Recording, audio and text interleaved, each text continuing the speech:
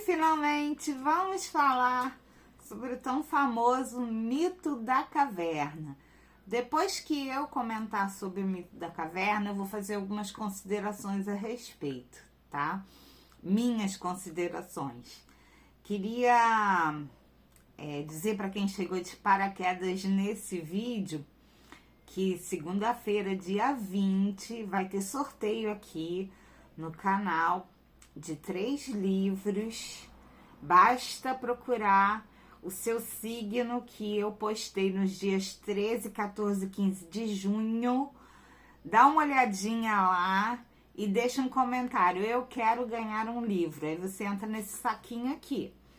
E também vou sortear 2 leituras particulares para todas as pessoas que já fizeram comentário no canal desde que o canal abriu. Estão todas aqui. Então, se você ainda não fez um comentário, não deixa um beijinho pra mim, você não tá aqui.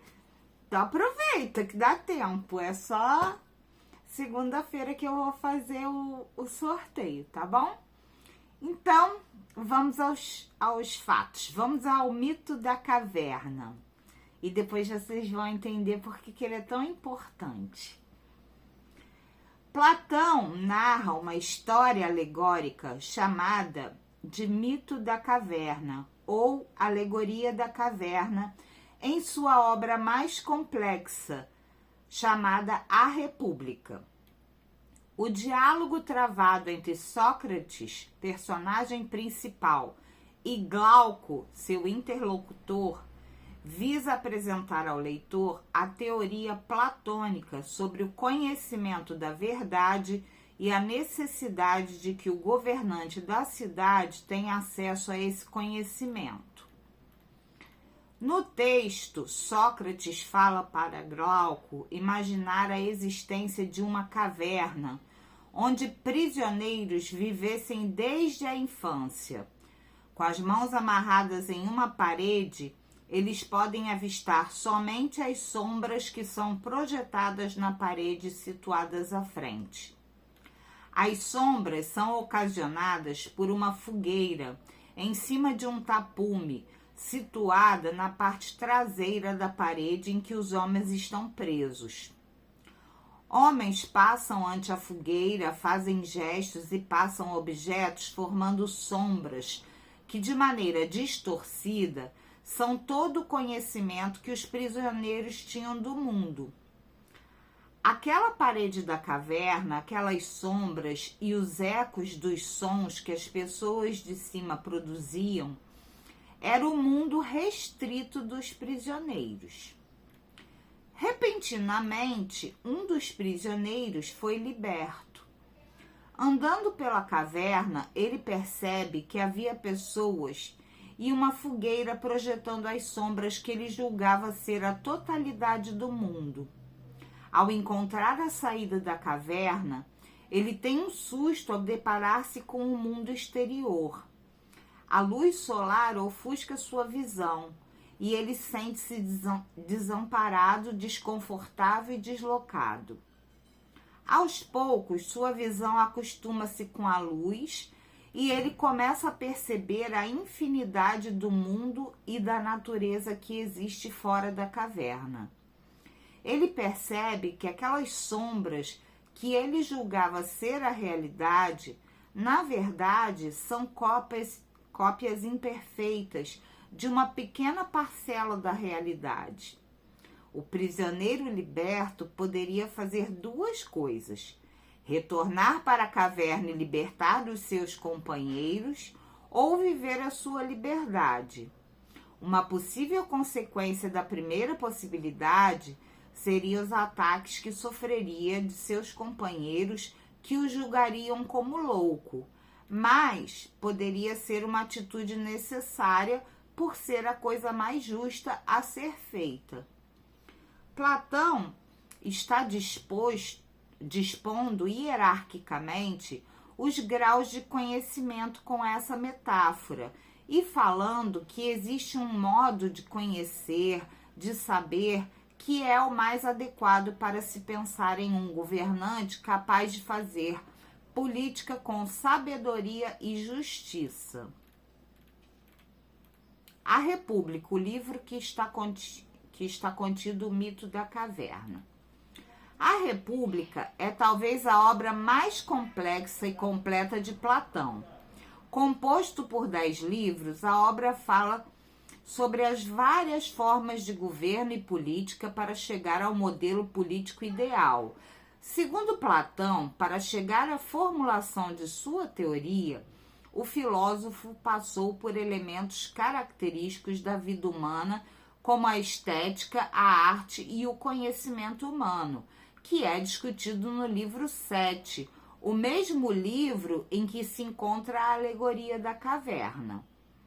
O longo diálogo narra a trajetória de Sócrates buscando estabelecer teoricamente como seria o governo perfeito. O conhecimento é, para Platão, o elemento primordial de um bom governante. Por isso, no livro 7 de A República, Platão afirma que o filósofo deve ser como o prisioneiro liberto da caverna. Essas características são fundamentais para o governante, a busca pela verdade. Conclusões acerca do mito da caverna. A metáfora proposta pela alegoria da caverna pode ser interpretada da seguinte maneira. 1. Os prisioneiros que estão na caverna. Os prisioneiros são os homens comuns, ou seja, somos nós mesmos que vivemos em nosso mundo limitado, presos em nossas crenças costumeiras. 2. A caverna. A caverna é o nosso corpo e os nossos sentidos, fonte de um conhecimento que, segundo Platão, é errôneo e enganoso. 3. As sombras na parede e os ecos na caverna. Sombras e ecos nunca são projetados exatamente do modo como os objetos que os ocasionam são. As sombras são distorções das imagens e os ecos são distorções sonoras. Por isso, esses elementos simbolizam as opiniões erradas e o conhecimento preconceituoso do senso comum que julgamos ser verdadeiro. A saída da caverna, número 4. Sair da caverna significa buscar o conhecimento verdadeiro. 5. A luz solar. A luz que ofusca a visão do prisioneiro liberto e o coloca em uma situação de desconforto é o conhecimento verdadeiro, a razão e a filosofia. O mito da caverna visto nos dias de hoje. Trazendo o mito da caverna para o nosso tempo, podemos dizer que o ser humano tem regredido constantemente a ponto de estar cada vez mais vivendo como um prisioneiro da caverna, apesar de toda a informação e todo o conhecimento que temos à nossa disposição. As pessoas têm preguiça de pensar. A preguiça tornou-se um elemento comum em nossa sociedade, estimulada pela facilidade que as tecnologias nos proporcionam. A preguiça intelectual tem sido talvez a mais forte característica do nosso tempo. A dúvida socrática, o questionamento, a não aceitação das afirmações sem antes analisá-las, elementos que custaram a vida de Sócrates na antiguidade, são hoje desprezados. A política, a sociedade e a vida comum deixaram de ser interessantes para os cidadãos do século XXI, que apenas vivem como se a própria vida tivesse importância maior que a preservação da sociedade. As notícias falsas estão enganando cada vez mais pessoas que não se prestam ao trabalho de checar a veracidade e a confiabilidade da fonte que divulga as informações. As redes sociais viraram verdadeiras vitrines do ego, que divulgam a falsa propaganda de vidas felizes, mas que superficialmente sequer sabem o peso que a sua existência traz para o mundo. A ignorância em nossos tempos é cultivada e celebrada.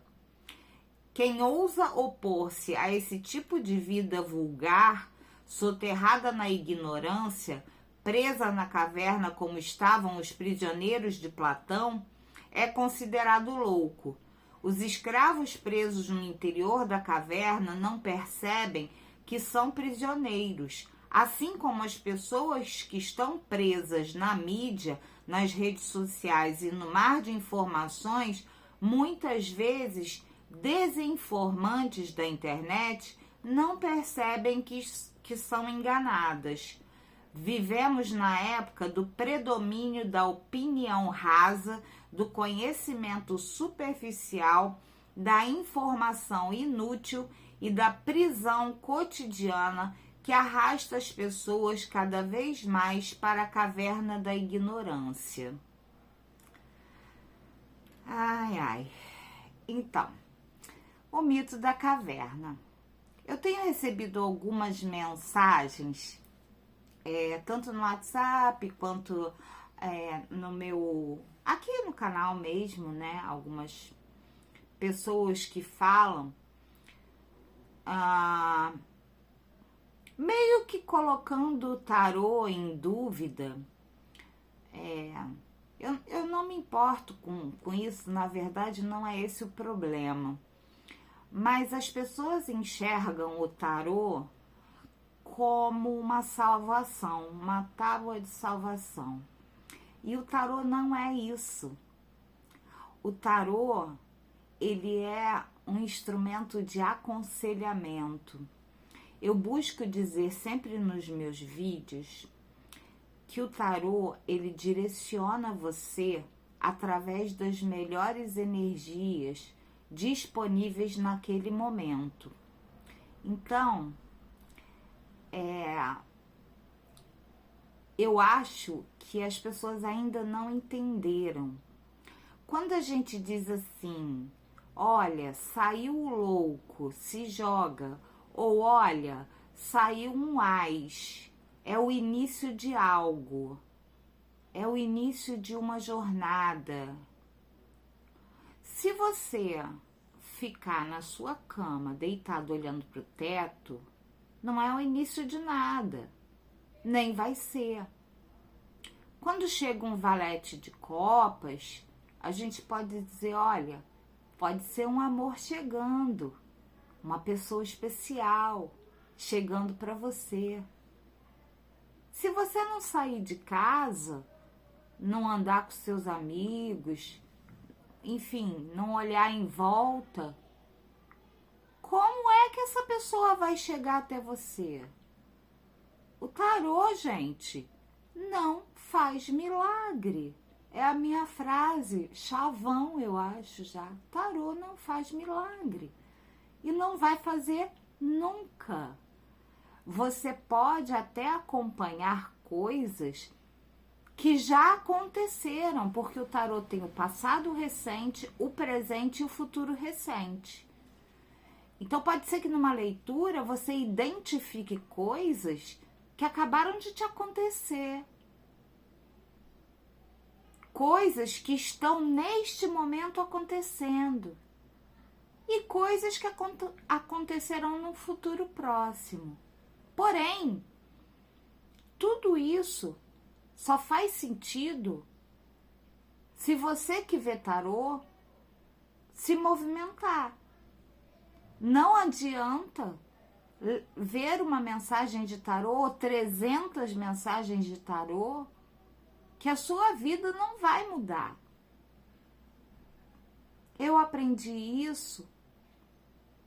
Eu tenho que procurar por ela, gente. Eu não procurei por ela ainda. Com a Amanda, Eliezer, alguma coisa. Eu não tô com o meu outro celular aqui. Eu vou catar o canal dessa moça. Foi ela que me trouxe pro tarô. Justamente porque me disse exatamente o que eu tô dizendo pra vocês. Eu ficava vendo tarô deitada na cama. Eu estava em depressão, eu estava sofrendo, uma série de coisas que aqui não cabe ficar falando. Mas essa mulher, na hora que ela falou, você pensa que a sua vida vai mudar se você ficar aí deitado? Não vai mudar nada. Não adianta eu falar nada aqui. E ela é muito boa. Ela é muito boa. Eu vou indicar ela pra vocês. Ela é fantástica.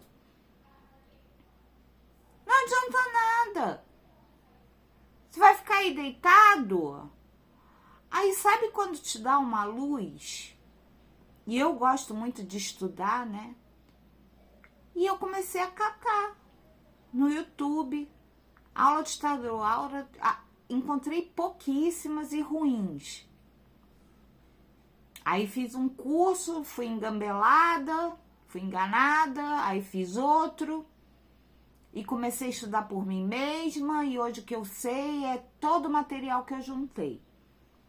E que hoje eu tento passar para vocês aqui.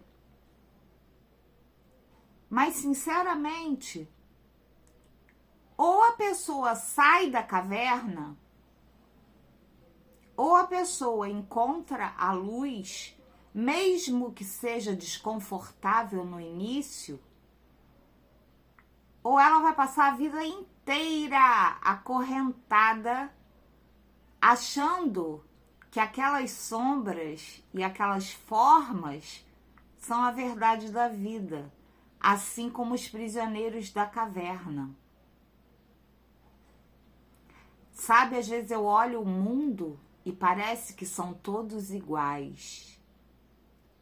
Quando eu saio com um grupo de pessoas, ou mesmo uma pessoa só, ou vou na casa de alguém, o meu celular fica dentro da minha bolsa, fechado com fechiclé. Eu chego a não escutá-lo se ele tocar.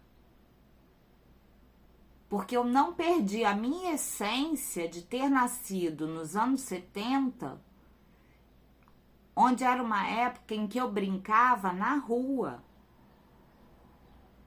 em que eu ia para o parquinho com os meus amigos. E hoje, as pessoas não vão mais à rua, não brincam mais, as crianças... É muito raro. Você vê as crianças nos restaurantes, é de chorar.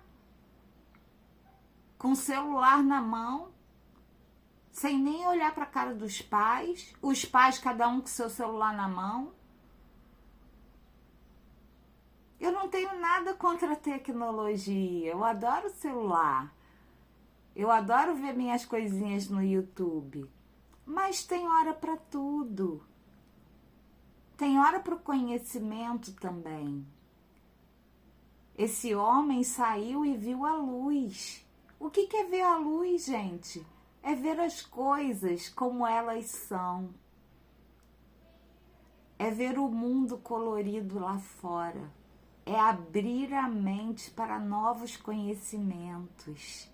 É não ficar numa bolha de gente igual a você. Seja diferente. Igual a você não, todo mundo igual. Seja diferente, seja você. Seja você. Não seja igual a todo mundo.